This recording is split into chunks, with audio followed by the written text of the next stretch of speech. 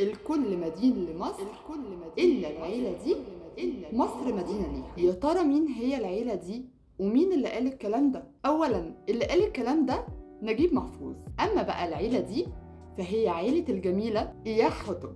في البداية أصل الاسم حتب ومعناه القمر المطمئن. عاشت على أرض مصر من حوالي 3570 سنة. زوجها هو الشهيد سقنن رع ومعناه ابن الشمس القوي أو الشجاع، وابنها الكبير هو الملك كامس ومعنى الاسم ابن الثور.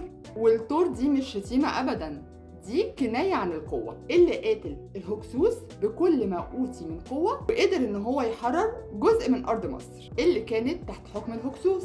ابنها الصغير أحمس، وأصل الاسم أحمس ومعناه ابن القمر، متسمي على اسم أمه، وده طرد الرعاية وحرر البلاد. اتولى الحكم هو عنده 18 سنة، ورغم إنه سنه صغير أمه قالت له إيه؟ مش هسمع منك كلمة أمي ولا هتسمع مني كلمة ابني حتى تحرر كيمت أرضنا المقدسة. كانت أول ست تقود الجيوش وتحارب في أرض المعركة. انتصرت هي وابنها وحصلت على أرفع الأوسمة الحربية وهو وسام الذبابة الذهبية، وكانت أول امرأة تحصل على رتبة عسكرية وهي الجنرال. أصبح يوم التحرير عيد وفضلوا الناس يغنوا باسمها واح واح إياح، وإحنا كمان لسه بنغني باسمها وحوي يا وحوي إياحة.